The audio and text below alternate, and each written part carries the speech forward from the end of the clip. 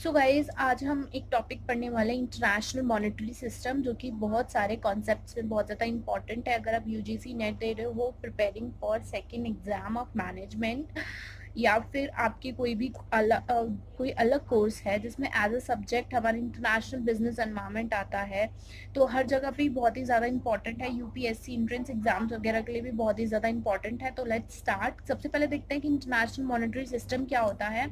तो IMS international monetary system are the set of internationally agreed rules. ये क्या है? एक रूल्स का सेट है, रूल्स का, कन्वेंशंस का और सपोर्टिंग इंस्टीट्यूशंस का। ठीक है, सपोर्टिंग इंस्टीट्यूशंस इंक्लूड जैसे कि हो गया IMF, वर्ल्ड बैंक, ठीक है, WTO, ये सारे इंस्टीट्यूशन जो क्या फैसिलिटेट करते हैं, एक तरीके से फैसिलिटी देते हैं किस चीज़ की, कि जो हमारी इंटरनेशनल ट्रेड है और जो क्रॉस बॉर्डर इन्वेस्टमेंट है। क्रॉस बॉर्डर इन्वेस्टमेंट मतलब आपके देश से बाहर, जो आपका खुद की कंट्री है उससे बाहर जो इन्वेस्टमेंट हो रही है वो अच्छे से कराना। ठीक है, ये किसका काम होता है? International monetary system. मतलब इंटरनेशनली अगर कोई इन्वेस्टमेंट हो रही है, कोई पेमेंट हो रही है, इंपोर्ट या एक्सपोर्ट हो रहा है, उससे रिलेटेड सारा system are come under the international monetary system. Okay, इसको इस तरीके से भी समझ सकते हैं, ये सेट ऑफ रूल्स है, प्रोसीजर्स इन द सेंस कि आपके जो इंटरनेशनल पेमेंट्स हैं, इंटरनेशनल इन्वेस्टमेंट है, वो किस तरीके से होगी। तो ये क्या होता है? International monetary system, set of rules. इसमें रूल्स आते हैं, प्रोसीजर्स आते हैं, इंस्ट्रूमेंट्स आते हैं। इंस्ट्रूमेंट्स मीन्स अलग अलग तरीके के जो एग्जाम्पल गैट हुआ करता था, journal agreement of trade and tariff. ठीक है, और अलग अलग तरीके के जो इंस्ट्रूमेंट्स यूज हो रहे हैं इंटरनेशनल मॉनेटरी सिस्टम में, वो इंस्टीट्यूशंस हो गए, वो WTO, IMF और वर्ल्ड बैंक। तो ये सारे इंस्टीट्यूशन जो कि ज़रूरी है किस लिए? हमारी जो इंटरनेशनल पेमेंट्स होती हैं उनको सेटल ऑफ करने के लिए। तो इनसे रिलेटेड जो भी सिस्टम है कि किस तरीके से हम अपनी इंटरनेशनल पेमेंट्स करेंगे, किस तरीके से अगर हम एक्सपोर्ट इंपोर्ट कर रहे हैं तो किस तरीके से हम उनको मैनेज करेंगे, वो सारे किसके अंडर आती है? International monetary system. जब हम इनके फीचर की बात करते हैं कि फीचर क्या है, सबसे पहले आता है कि फीचर क्या है इंटरनेशनल मॉनेटरी सिस्टम का। तो जो इंटरनेशनल मॉनेटरी सिस्टम, अगर आपका इंटरनेशनल मॉनेटरी सिस्टम अच्छा है, अच्छे तरीके से वर्क कर रहा है, तो वो क्या क्या काम करेगा? सबसे पहले तो जो हमारा इंटरनेशनल ट्रेड है, ठीक है, जो ट्रेड हो रहा है मतलब export import of goods and services across the nation, जो इंटरनेशनल ट्रेड हो रहा है और जो इंटरनेशनल इन्वेस्टमेंट हो रही है, ठीक है, उसको अनरिस्ट्रिक्ट बनाता है। मतलब उसमें फालतू की और बेकार कोई रिस्ट्रिक्शंस ना हो और वो एफिशिएंटली फुलफिल हो। तो it's facilitate the efficient and unrestricted flow of international trade and investment. Next काम ये लोग क्या करते हैं, वो इंटरनेशनल मॉनेटरी सिस्टम क्या करता है? Stability in foreign exchange except. जो फॉरेन एक्सचेंज मार्केट है, फॉरेन एक्सचेंज मार्केट क्या होती है? एक तरीके से कि जिस मार्केट में आप बाकी सारे देशों की करेंसी खरीद सकते हो, सेल आउट कर सकते हो, तो उसमें एक स्टेबिलिटी क्रिएट करता है। किसी करेंसी को बहुत ज्यादा हाइक नहीं होने देता, किसी करेंसी को बहुत ज्यादा डाउन नहीं होने देता। एक तरीके से उसकी डिमांड और सप्लाई पे वो सारी चीजें वर्क करती हैं। और एक फॉरेन एक्सचेंज मार्केट जो है, जो फॉरेन एक्सचेंज करेंसी है, उसमें एक स्टेबिलिटी क्रिएट करता है।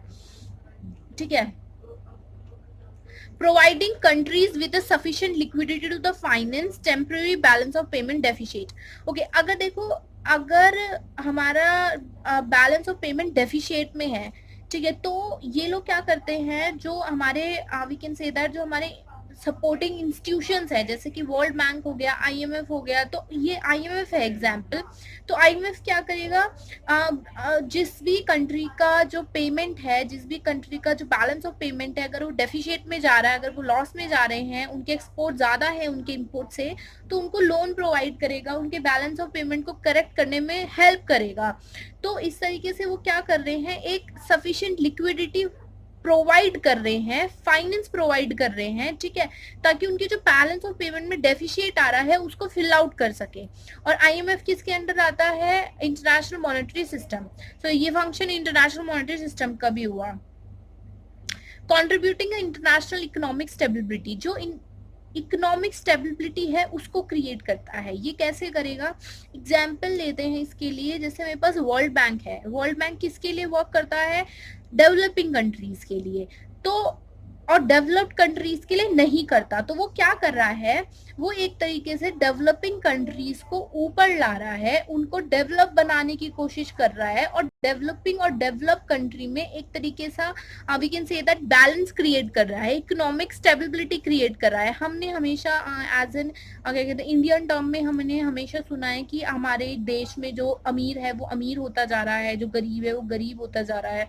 तो इस चीज ये एक तरीके से देश में भी लागू होता है, कैसे कि मतलब कोई अमीर देश बहुत ज्यादा अमीर ही ना होता चला जाए और कोई गरीब देश गरीब ही ना होता चला जाए, एक जो गरीब देश है वो भी डेवलप करे, आगे अच्छे से स्टेबल करे। तो एक तरीके से इकोनॉमिक स्टेबिलिटी लाता है, बिकॉज क्या करता है कि उन गरीब देशों की हेल्प करता है अलग अलग तरीके से लोन प्रोवाइड करके, ठीक है, उनको वी कैन से दैट उनको सजेशंस दे के, ठीक है।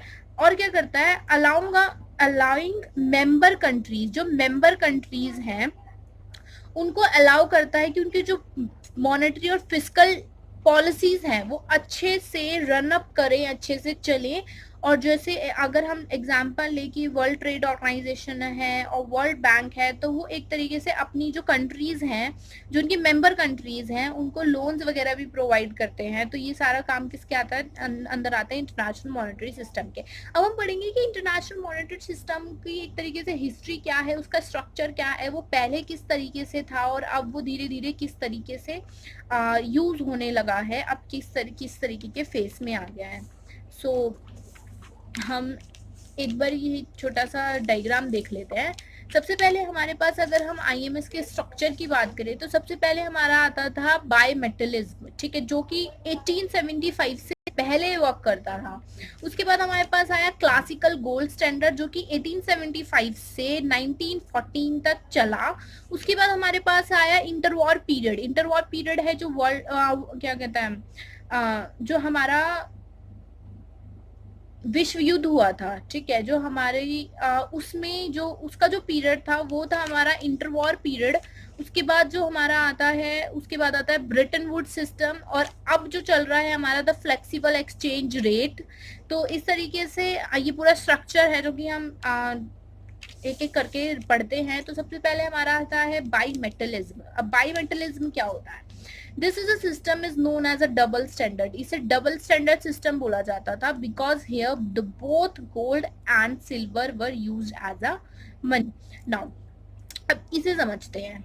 पहले टाइम में क्या होता था, जिस टाइम पे एक तरीके से करेंसी नहीं थी, और इफ करेंसी थी, ये टाइम है, आप ये चीज लगा लो कि बायमेटलिज्म वाला टाइम है जब राजा महाराजाओं का टाइम हुआ करता था, ठीक है। तो अगर कोई राजा एक पर्टिकुलर स्टेट पे या एक पर्टिकुलर राज्य पे राज कर रहा है तो वो अपनी करेंसी अलग निकाल लेगा, कोई और राजा है वो अपनी करेंसी अलग निकाल लेगा। तो as a country, as a we can say that as a whole nation हमारे पास कोई पर्टिकुलर करेंसी नहीं थी, ठीक है। तो उस टाइम पे मोस्टली ये बायमेटलिज्म वाला सिस्टम वर्क करता था। अब ये सिस्टम क्या है उसको समझते हैं। अगर हमारे पास है, तो इसको समझने के लिए एक एग्जाम्पल लेते हैं, ठीक है। मेरे पास है यूएस, ठीक है, India. Now I am having for example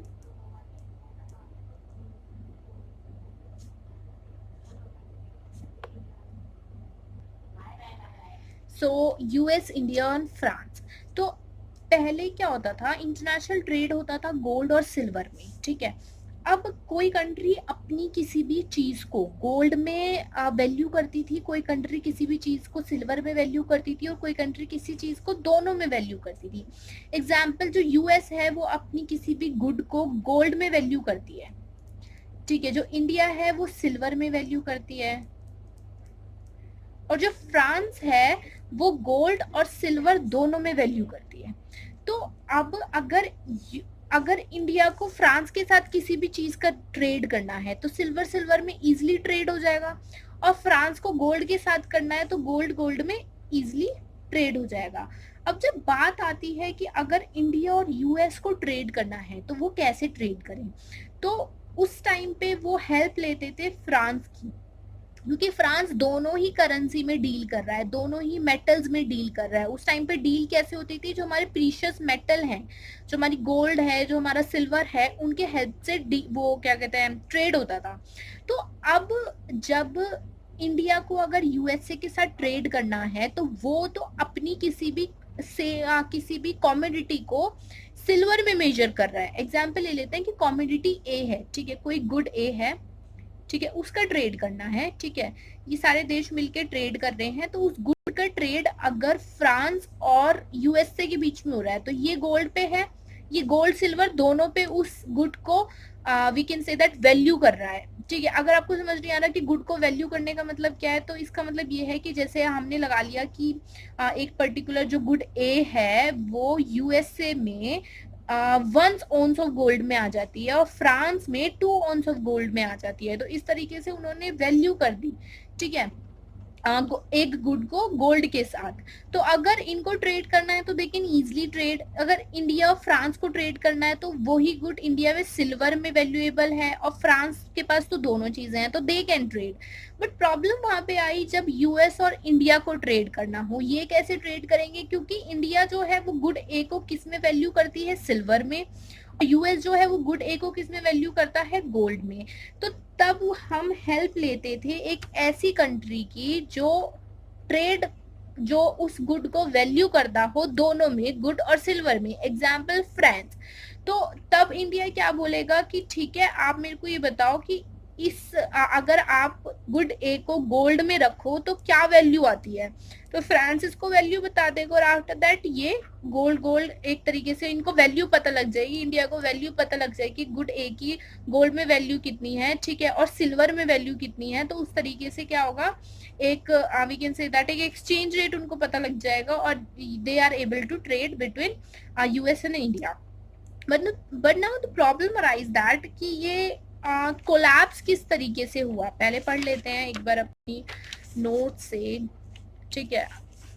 ये हमने पढ़ लिया कि this system is a double standard. इसे डबल स्टैंडर्ड क्यों बोला जाता था, बिकॉज यहाँ पे क्या हो रहा है, एक तरीके से दो मेटल्स का यूज हो रहा है, ठीक है, गोल्ड और सिल्वर, ठीक है। तो इस तरीके से इसको डबल मेटल बोला जाता था because here both gold and silver were used as a money, ठीक है। Some country were on a gold standard, कुछ कंट्री जो थी वो गोल्ड स्टैंडर्ड को प्रेफर करती थी, कुछ कंट्री जो है वो सिल्वर स्टैंडर्ड, वो सिल्वर में अपनी वैल्यू वो we can say that goods को वैल्यू करती थी, और कुछ जो कंट्रीज हैं वो दोनों में ही अपनी गुड्स को वैल्यू करती थी, ठीक है। The both goods and silver were used as a international means of payment and exchange rate among the countries. जो गुड्स और सिल्वर दोनों हैं वो दोनों ही एज अ इंटरनेशनल ट्रेड और as a payment of for the export and import use होता था, ठीक है। अब इसमें जो है the presence of bimetallic country is a must. Bimetallic country कौन सी कंट्री है, वो कंट्री जो दोनों मेटल यूज कर रही है, जैसे कि फ्रांस, ठीक है। तो फ्रांस को हम लोग बोल देंगे बायोमेटलिक। इंडिया को क्या बोलेंगे, इंडिया को हम लोग बोलेंगे यूनिमेटलिज्म, और यूएस को भी हम यूनिमेटलिज्म बोलेंगे बिकॉज ये दोनों जो है वो अपनी गुड्स को एक ही मेटल में वैल्यू कर रहे हैं, ठीक है। तो ये बायोमेटलिज्म ये बोलता था कि हमें जो प्रेजेंस ऑफ बायोमेटलिक कंट्रीज है, मतलब ऐसी कंट्री जो कि गुड्स को दोनों ही मेटल्स में वैल्यू कर रही हैं, उनका प्रेजेंस होना ज्यादा जरूरी है, वो मस्ट है। अगर वो नहीं होंगी तो ट्रेड नहीं होगा। और इसी वजह से जो हमारा ये कॉन्सेप्ट था, ये जो ट्रेड का जो वी कैन से दैट रास्ता था वो कोलैप्स हो गया, ठीक है। कैसे हो गया, इसको ग्रीष्म लो ने अपने एक इकोनॉमिस्ट थे, उन्होंने एक लॉ दिया था कि जो बैड मनी होता है, बैड मनी यहाँ पे है अबेंडेंट, समझते हैं इसको। बैड मनी अबेंडेंट मतलब होता है वो जो ज्यादा क्वांटिटी में अवेलेबल है, ठीक है। तो अब जो बहुत ज्यादा क्वांटिटी में अवेलेबल है उसको नाम दे दिया बैड मनी, ठीक है। और गुड मनी हो गया स्केयर, मतलब एक ऐसा वी कैन से दैट वो मनी जो कि कम क्वांटिटी में अवेलेबल है, तो वो गुड मनी है। तो जो बैड मनी है ड्राइव्स अवे गुड मनी, वो गुड मनी को क्या कर देती है, दूर कर देती है, हटा देती है, और ये जो है ये यूनिमेटलिज्म ले आता है। अब इस लॉ को समझते हैं, ये लॉ क्या बोलता है। अब क्या हुआ, एक टाइम ऐसा आया कि जो पूरी वी कैन से दैट पूरे वर्ल्ड में कोई कंट्री ही नहीं बची जो बाईमेटलिज्म में वर्क करती हो। कैसे, अब एग्जांपल फ्रांस है, ठीक है। फ्रांस को वो गोल्ड और सिल्वर दोनों में डील करती थी, ठीक है, गोल्ड सिल्वर दोनों में डील करती थी। उसके बाद क्या हुआ, एग्जांपल लेते हैं कि फ्रांस को बहुत सारी गोल्ड माइंस मिल गई, ठीक है। तो उसके पास क्या हुआ, जो गोल्ड का रिजर्व था वो बढ़ गया, ठीक है। अब भाई एज अ ह्यूमन नेचर है, हम सबको पता है कि भाई जो चीज हमारे पास ज्यादा होगी हम उसमें ट्रेड ज्यादा करेंगे। तो फ्रांस के पास क्या था, गोल्ड ज्यादा था, तो फ्रांस ने क्या किया, गोल्ड का ट्रेड ज्यादा करना स्टार्ट किया कर दिया। मतलब जो इंटरनेशनल ट्रेड वो कर रहा था, क्या वो इंपोर्ट एक्सपोर्ट जो कर रहा था, इंटरनेशनल इन्वेस्टमेंट जो कर रहा था, वो गोल्ड के हेल्प से करनी स्टार्ट कर दी। ठीक है। और सिल्वर उसके बाद स्केयर था, तो सिल्वर उन्होंने क्या कर दिया, होल्ड करना स्टार्ट कर दिया। ठीक है। तो ऑटोमेटिकली धीरे धीरे करके जब वो गोल्ड में ही ट्रेड कर रहे हैं, गोल्ड में ही कर रहे हैं, गोल्ड में ही वैल्यू को, गुड्स की वैल्यू को डिफाइन कर रहे हैं, तो वो बाय मेटलिज्म कंट्री तो बची ही नहीं, वो तो यूनिमेटलिज्म हो गई। तो इसी तरीके से धीरे धीरे करके सारी कंट्रीज जो थी, कोई भी बाय मेटलिज्म बची ही नहीं और ट्रेड करना मुश्किल हो गया। कई कंट्रीज ने सिर्फ सिल्वर में अपनी वैल्यू, वो गुड्स को वैल्यू करना स्टार्ट कर दिया, कई कंट्रीज ने सिर्फ गोल्ड में, लेकिन पूरे वर्ल्ड में कोई भी कंट्री ऐसी बची नहीं थी जो कि दोनों में करती हो। तो यहाँ पे आके हमारा जो बायोमेटलिज्म जो सिस्टम था वो कोलैप्स हो गया, और उसके बाद हमारा आया गोल्ड स्टैंडर्ड। ओके। तो अब गोल्ड स्टैंडर्ड क्या बोलता है, gold standard is a first international modern system. अगर पूछा जाए कि हमारा जो फर्स्ट इंटरनेशनल मॉडर्न सिस्टम था, तो गोल्ड स्टैंडर्ड को माना जाता है। और गोल्ड स्टैंडर्ड कब से कब तक यूज किया गया, 1875 से 1914 तक ये यूज किया गया। अब गोल्ड स्टैंडर्ड मतलब क्या है, किस तरीके से वर्क करता था, ये समझते हैं। तो gold standard is a monetary system. Of course ये एक मॉनेटरी सिस्टम है जिसमें की एक स्टैंडर्ड यूनिट ऑफ करेंसी की एक स्टैंडर्ड यूनिट फिक्स्ड कर दी जाती थी एक क्वांटिटी ऑफ गोल्ड के साथ। ठीक है। एग्जाम्पल अगर हम ले, अच्छा इसको पढ़ लेते हैं फिर पूरा एग्जाम्पल लेंगे। और each country define the value of its currency. हर एक कंट्री की जो वैल्यू है करेंसी की, ठीक है, वो गोल्ड के टर्म में डिफाइन करेगी। इसको एक एग्जाम्पल लेते हैं, समझते हैं। एग्जाम्पल हमारे पास इंडिया है, you can say that India है और यूएस है। अब ये स्टैंडर्ड क्या बोलता था कि आपकी जो करेंसी है, ठीक है, आप उसको क्या करोगे, गोल्ड में डिफाइन करोगे, और आप भी क्या करोगे, गोल्ड में डिफाइन करोगे। एग्जाम्पल हम ले कि इंडिया ने क्या किया, इंडिया ने बोला कि मेरे को अगर 1 ounce ऑफ गोल्ड खरीदना है, ठीक है, इंडिया ने क्या बोला कि मेरे को अगर 1 ounce ऑफ गोल्ड खरीदना है, तो उसके लिए मुझे एग्जाम्पल 10 रुपीज देने पड़ेंगे। ठीक है, 10 रुपीज देने पड़ेंगे। तो इसने क्या किया, अपनी करेंसी को फिक्स्ड रेट से किसके साथ पेक्ड कर दिया, गोल्ड के साथ। ठीक है, एक मतलब कि वी कैन से दैट कि अब इंडिया ने अपनी करेंसी को डिफाइन कर दिया गोल्ड के साथ। ठीक है, ये अभी हमने डेफिनेशन में पढ़ा था। एज सेम यूएसए ने किया।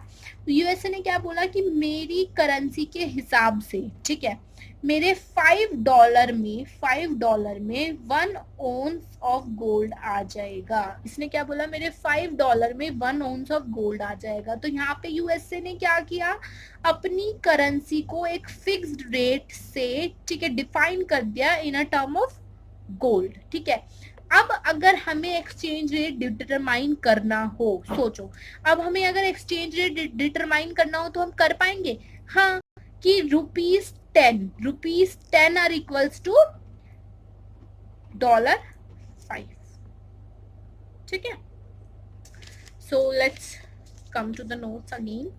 ठीक है, ये आ गया होगा समझ कि गोल्ड स्टैंडर्ड एक मॉनेटरी सिस्टम है in which standard unit of a currency, एक करेंसी की स्टैंडर्ड यूनिट, जैसे इंडिया का इंडियन रुपी, ठीक है, और यूएस का यूएस डॉलर, ठीक है, उसे फिक्स कर दिया गया कुछ क्वांटिटी ऑफ गोल्ड के साथ। वो गोल्ड की क्वांटिटी किस में मेजर की जाती थी, ओंस में। ठीक है, फॉर ईच कंट्री, और हर एक कंट्री अपनी करेंसी की वैल्यू को डिफाइन करती थी किसमें, गोल्ड में। ठीक है। उसके बाद एक्सचेंज रेट कैसे डिसाइड होता था, मैं आपको यहाँ पे बता चुकी हूँ एक्सचेंज रेट कैसे डिसाइड होता था। इस तरीके से एक्सचेंज रेट डिसाइड होता था, देख लेते हैं एक बार। Exchange rate between the any two currency was be calculated as, जो एक्स करेंसी है, ठीक है, आप यहाँ पे इंडिया का एग्जांपल ले लो कि जो इंडिया की करेंसी है, ठीक है, उसकी वैल्यू पर ओंस कितनी है, ठीक है, और जो good we can say that कि वाई करेंसी है, मतलब जैसे यूएस की जो करेंसी है उसकी वैल्यू पर ओंस ऑफ गोल्ड कितनी है, उसके हेल्प से एक्सचेंज रेट डिटरमाइन होता था। ठीक है। अच्छा, ये कौन बोलता था कि भाई हमारी करेंसी इतने हम एक इतने ओंस ऑफ गोल्ड के इक्वल है, ठीक है, या फिर 1 ounce ऑफ गोल्ड हमारी करेंसी के हिसाब से इतने रुपीज में आ जाएगा, इतने डॉलर्स में आ जाएगा, वो कौन डिफाइन करता था? वो डिफाइन करते थे गवर्नमेंट और सेंट्रल बैंक। ठीक है, किसी भी कंट्री का गवर्नमेंट और सेंट्रल बैंक। अगर इंडिया की बात करें तो इंडिया में वो कौन डिफाइन करेगा? आरबीआई डिफाइन करेगा। और हमारी जो इंडियन गवर्नमेंट है वो डिफाइन करेगी कि भाई हमारे इंडियन रुपी के हिसाब से हमारे इतने इंडियन रुपी पर ओंस ऑफ गोल्ड के इक्वल है। तो इस तरीके से यहाँ पे जो गोल्ड स्टैंडर्ड था वो वर्क किया इस तरीके से। वी कैन से दैट कि इस तरीके से इसने अपना वर्क स्टार्ट किया और इस तरीके से गोल्ड का एक्सचेंज होता था। ठीक है। अच्छा, इसमें आते हैं हमारे पास फिर उसके बाद 3 रूल जो कि बहुत ही ज्यादा इंपॉर्टेंट है। वो 3 रूल कौन कौन से हैं? सबसे पहला है only gold to be used for the international payments. International payments के लिए सिर्फ गोल्ड यूज होगा, सिल्वर यहाँ से हटा दिया गया था, या कोई और मेटल भी यहाँ से हटा दिया गया था। Only gold are use for the international payment. कोई करेंसी नहीं, कोई कुछ नहीं। अगर मुझे कहीं से एक्सपोर्ट करना है तो मुझे उनको एज अ पेमेंट गोल्ड देना पड़ेगा, और अगर मुझे कहीं से इंपोर्ट करना है तो मुझे उनको एज अ पेमेंट उनसे गोल्ड ही लेना है। ठीक है। यहाँ पे क्या था? 2 वे कन्वर्टेबिलिटी थी between the gold and the currency at a fixed rate. देखो, फिक्स रेट कैसे समझते हैं? पहले फिक्स रेट तो हमने आगे पढ़ ही लिया है कि गोल्ड को जो है करेंसी के साथ एक फिक्स्ड रेट में डिफाइन कर दिया गया था कि हमारी जो करेंसी है वो इतने गोल्ड के इक्वल है, इस तरीके से डिफाइन कर दिया गया था। अभी 2 वे कन्वर्टेबिलिटी क्या है? 2 वे कन्वर्टेबिलिटी का मतलब है कि जो गोल्ड है वो इजिली करेंसी में कन्वर्टेबल है, और जो करेंसी है वो इजिली गोल्ड में कन्वर्टेबल है। तो इसको हम समझ सकते हैं जैसे कि एग्जाम्पल, मेरे पास 1 ounce ऑफ गोल्ड है, ठीक है। मैं अपनी गवर्नमेंट के पास जाऊंगी और मैं बोलूंगी कि आप मेरा 1 ounce ऑफ गोल्ड लो और मेरे को करेंसी दे दो। तो गवर्नमेंट को क्या करना है कि उसमें क्या करना है? 1 ounce ऑफ गोल्ड रख लेना है, और उसके बदले में जितनी भी फिक्स रेट पे उन्होंने करेंसी फिक्स की हुई है, जैसे कि हमने अपने अगर एग्जाम्पल में यहाँ पे लिया था, अगर मैंने यहाँ पे लिया था कि मैंने लिया था कि 1 ounce ऑफ गोल्ड 10 रुपीज के इक्वल है, तो अगर मैं अपनी कंट्री के पास जाऊँ और उनको 1 ounce ऑफ गोल्ड दूं तो उसके बदले में मैं 10 रुपीज ले सकती हूँ। और दूसरे ही केस में वाइस वर्सा, अगर मेरे पास 10 रुपीज है तो मैं उनको क्या करूं? अपनी गवर्नमेंट के पास जाऊं और उनको 10 रुपीज दूं, और उसके बदले में मैं क्या कर सकती हूँ? 1 ounce ऑफ गोल्ड ले सकती हूँ। और इसी सिस्टम की वजह से जो एक कंट्री है, ठीक है, उसको एक चीज करनी पड़ती थी कि उसके पास जितना गोल्ड है वो सिर्फ उतनी ही करेंसी, एक तरीके से कहते हैं ना कि उतनी ही करेंसी इशू कर सकती है मार्केट में, अपनी कंट्री में उतनी ही करेंसी छाप सकती है। बिकॉज अगर उसने करेंसी ज्यादा छापी, ठीक है, इसका रूल क्या है? 2 वे कन्वर्टेबिलिटी। कोई भी बंदा आपके पास आएगा और बोलेगा मेरे को इसके बदले गोल्ड दे दो, जितने भी आपने फिक्स रेट मुझे डिफाइन किया हुआ है। तो अगर मैं मार्केट में क्या है, करेंसी ज्यादा है, ठीक है, तो लोग अगर गवर्नमेंट के पास जाएंगे तो गवर्नमेंट के पास उतना तो गोल्ड ही नहीं है, अगर उसने करेंसी ज्यादा छाप दी है, तो कि वो बंदों को उसके बदले गोल्ड दे पाए। तो इस रूल को फॉलो करने की वजह से एक कंट्री उतना ही वी कैन से दैट उतनी ही करेंसी इशू कर सकती थी मार्केट में, या उतनी ही करेंसी छाप सकती थी जितना कि उसके पास गोल्ड रिजर्व है, ना उसे कम ना उसे ज्यादा। ठीक है। तीसरा रूल ये था कि यहाँ पे फ्री एक्सपोर्ट और फ्री इंपोर्ट था गोल्ड का। ठीक है, gold are freely export and freely import because payment जो है वो प्रॉपर गोल्ड में हो रही है। ठीक है। एक्सचेंज रेट कैसे डिटरमाइन होता है ये हम एक बार देख चुके हैं, अगर आपको देखना है तो देख सकते हो। जैसे कि डॉलर है, उसे पेग्ड किया गया कि रुपीज जो मतलब $30 है वो 1 ऑफ गोल्ड के इक्वल है, और अगर ब्रिटिश पाउंड है उसे पेग किया गया कि जो 6 पाउंड है वो 1 ऑफ गोल्ड के इक्वल है। तो किस तरीके से डिटरमाइन होगा? तो हम कह सकते हैं कि $30 are equals to the 6 pound. ठीक है। तो इस तरीके से अगर आप इसको कट कर लो तो ये आ गया 5 और ये 6 चल जाएगा 1 पे। तो मतलब वी कैन से दैट कि अगर हमें 1 पाउंड ऑफ वी कैन से 1 ब्रिटिश पाउंड चाहिए तो उसके लिए हमें $5 देने पड़ेंगे। ठीक है, जो कि हमने यहाँ पे इस तरीके से पढ़ चुके हैं कि 10 rupees are equals to the $5। ठीक है, तो इस तरीके से हमारा एक्सचेंज रेट डिटरमाइन होता था। अच्छा, इसके एडवांटेजेस क्या थे? ये फैसिलिटेट करता था बीओपी एडजस्टमेंट ऑटोमेटिकली। ये बहुत ज्यादा इंपॉर्टेंट पॉइंट है, इसको ध्यान से समझना। किस तरीके से फैसिलिटेट करता था? बीओपी में अपने आप एडजस्टमेंट हो जाती थी और in a long period of time BOP आपका ना डेफिशिएट में होगा ना सरप्लस में होगा। मतलब in a long period of time always import is equals to export. कैसे, इसको समझते हैं। हमने ऊपर ये हुआ इन रूल्स की वजह से। हमने अभी ऊपर पढ़ा कि वहाँ टू वे कन्वर्टेबिलिटी थी गोल्ड और करेंसी के बीच में, जिसकी वजह से एक कंट्री उतनी ही करेंसी इशू कर सकती है जितना कि उसके पास गोल्ड रिजर्व है। अब ये बीओपी में कैसे हेल्प करता था? बीओपी की एडजस्टमेंट में एग्जाम्पल हम लोग लेते हैं कि एक करेंसी ने अच्छा खासा एक्सपोर्ट किया। अगर वो एक्सपोर्ट करेगी तो उसके पेमेंट में उसको क्या मिलेगा? गोल्ड। पढ़ चुके हैं। अगर गोल्ड उसके पेमेंट में उसको मिलेगा और गोल्ड को अगर वी कैन से दैट कि जितना उसके पास गोल्ड रिजर्व है उतनी ही करेंसी वो छाप सकती है। तो अगर उसने एक्सपोर्ट किया, उसके पास गोल्ड का जो स्टॉक था, गोल्ड का जो रिजर्व था वो बढ़ा, तो उसकी जो करेंसी है, ठीक है, वो कंट्री उस अपनी करेंसी ज्यादा छाप देगी और करेंसी का भी रिजर्व बढ़ जाएगा। ठीक है, जब करेंसी मार्केट में जाएगी, ठीक है, तो बंदों के हाथ में क्या आएगी? Purchasing power.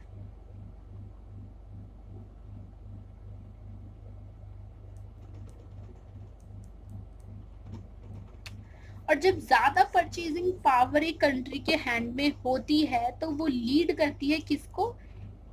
Rising of price, या हम इन्फ्लेशन लिख सकते हैं। मतलब क्या है? गुड्स और सर्विसेज के क्या होंगे? रेट्स बढ़ जाएंगे। जब गुड्स और सर्विसेज के रेट बढ़ गए तो जो बाहर की कंट्रीज हैं जो एक्सपोर्ट कर रही थी, अब आपकी कंट्री में अगर किसी गुड के रेट बढ़ गए हैं तो क्या वो उन चीजों को इंपोर्ट करेगी? नहीं करेगी। बाहर की कंट्रीज उन चीजों को इंपोर्ट नहीं करेगी, बिकॉज आपकी कंट्री में उन गुड्स की जो रेट है वो बढ़ चुके हैं। जब इंपोर्ट नहीं करेगी तो वो लीड किसको करेगी? Less export. आपकी कंट्री का एक्सपोर्ट क्या होगा? कम। अगर आपकी कंट्री का एक्सपोर्ट कम होगा तो क्या होगा? एक तरीके से एक्सपोर्ट कम हो रहा है, इंपोर्ट ज्यादा हो रहा है। तो आपका गोल्ड क्या है, और उस गोल्ड को पेमेंट करने के लिए आप क्या करोगे? अगर आप इंपोर्ट ज्यादा कर रहे हो, एक्सपोर्ट कम कर रहे हो। एक्सपोर्ट क्यों नहीं हो रहा है? बिकॉज आपकी जो गुड्स हैं उनके प्राइस बढ़ गए हैं। ठीक है, अब अगर हम इंपोर्ट कर रहे हैं तो उसके बदले में हम लोग क्या देंगे? गोल्ड देंगे। तो ऑटोमेटिकली क्या हुआ? गोल्ड फिर कम हो गया क्योंकि हमने पेमेंट कर दी। अब गोल्ड कम हो गया तो हम करेंसी ज्यादा इशू नहीं कर सकते।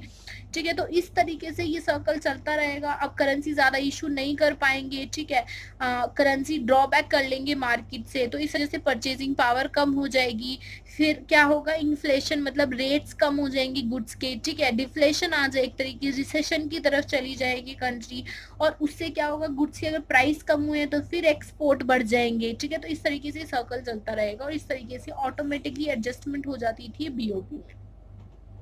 ठीक है, एक प्राइस को स्टेबिलिटी प्रोवाइड करता था which reduce the risk in a trade. ये कैसे कह सकते हैं? हम लोग कह सकते हैं कि जो हमारी करेंसी थी उसकी वैल्यू फिक्स थी, फिक्स कर दी गई थी। आज के टाइम की तरह नहीं थी कि भाई गुड सप्लाई और सप्लाई और डिमांड पे डिपेंड करती हो। जैसे कि हम आजकल देखते हैं कि जो यूएस डॉलर है उसका प्राइस दिन पर दिन क्या सेकंड वाइज ऊपर नीचे होता रहता है, because it's depend on the demand and the supply of US dollar.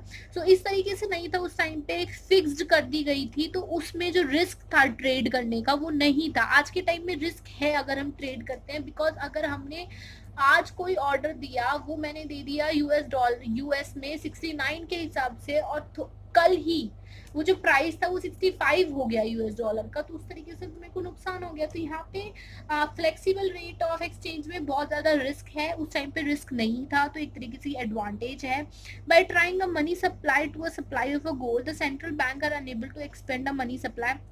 ये हम पढ़ चुके हैं कि जो money we can say that कि जो ये रूल था एक तरीके से because of the two way convertibility कि आपके पास जितना गोल्ड है आप उतनी ही करेंसी छाप सकते हो, तो उस वजह से जो सेंट्रल बैंक थे या गवर्नमेंट थी वो बहुत ज्यादा करेंसी इशू नहीं कर पाती थी, इन्फ्लेशन नहीं आती, तो एक तरीके से जो मार्केट है वो स्टेबल रहती थी। ठीक है, अब बात आई कि ये जो हमारा सिस्टम था ये कोलैप्स क्यों हुआ, ये क्यों खराब हो गया या आगे वर्क क्यों नहीं किया। अब ये अच्छा खासा वर्क कर रहा था, अच्छे से ट्रेड कर रहा था, लेकिन टाइम आ गया वर्ल्ड वॉर का। जब वर्ल्ड वॉर आया तो एक तरीके से क्या हुआ, जितनी भी कंट्रीज थी उन्होंने ये जो सारे रूल्स है ये एक एक करके तोड़ने स्टार्ट कर दिए। कैसे तोड़ने स्टार्ट कर दिए, सबसे पहला रूल, जब वर्ल्ड वॉर आया तो कंट्रीज ने क्या किया, अपनी करेंसी को ज्यादा छापना शुरू कर दिया बिकॉज उनको नेसेसरी गुड्स के लिए पैसा चाहिए था, उनको डिफेंस गुड्स को खरीदने के लिए पैसा चाहिए था। तो कंट्री ने क्या किया, बहुत ज्यादा पैसा छापना स्टार्ट कर दिया। जब पैसा छापना स्टार्ट कर दिया, उनके पास गोल्ड रिजर्व इतना है नहीं, वो करेंसी ज्यादा छाप रहे हैं, तो टू वे कन्वर्टेबिलिटी वाला गोल्ड नहीं रहा। ठीक है, टू वे कन्वर्टेबिलिटी वाला गोल्ड हट गया। दूसरी चीज, कंट्रीज ने क्या करनी स्टार्ट की, वर्ल्ड वॉर की वजह से वो ये चाहते थे कि ज्यादा से ज्यादा एक्सपोर्ट हो, ठीक है, और कम से कम इंपोर्ट हो, और आपके पास जो गोल्ड है वो ज्यादा से ज्यादा रहे बिकॉज आगे वाले टाइम में हमें नहीं पता वॉर में क्या सिचुएशन होगी। तो एज अ सिक्योरिटी हर एक कंट्री जो गोल्ड है वो रखना चाहती थी। तो जो अब हर एक कंट्री अगर गोल्ड को रखने लगेगी, वो एक्सपोर्ट इंपोर्ट नहीं कर रही है, वो चाह रही है कि बस एक्सपोर्ट एक्सपोर्ट हो, इंपोर्ट ना हो, और उसके पास सिर्फ गोल्ड बढ़े, गोल्ड जाए ना। तो एक तरीके से जो फ्री एक्सपोर्ट और फ्री इंपोर्ट वाला जो रूल था वो भी वहां पे क्राइज अप हो गया, वो भी वहां पे वर्क करना बंद कर दिया। कंट्रीज ने अपनी करेंसी को डीवैल्यूएट करना स्टार्ट कर दिया। वो चाहते थे कि ज्यादा से ज्यादा वी कैन से दैट ज्यादा से ज्यादा एक्सपोर्ट हो और कम से कम इंपोर्ट हो। तो इस धीरे धीरे सारे रूल्स जो हैं वो हटने स्टार्ट हो गए। तो इस वजह से जो हमारा ये सिस्टम था वो कोलैप्स कर गया। उसके बाद हमारे पास आता है interwar period, but interwar period हम लोग अपनी सेकंड वीडियो में पढ़ेंगे, इसके सेकंड लेक्चर में पढ़ेंगे, अदरवाइज वीडियो बहुत लंबी हो जाएगी। तो हमारे पास सिर्फ इसके बाद 3 बचते हैं इंटरवॉर पीरियड, जिसमें ज़्यादा कुछ है नहीं समझने के लिए, ब्रिटेन वुड और जो फ्लेक्सिबल रेट सिस्टम है जो कि हमारा अब के टाइम पे वर्क कर रहा है। सो इस वीडियो के लिए इतना ही। अब इसके सेकंड पार्ट में हम आगे की चीज़ें पढ़ेंगे। Thank you so much.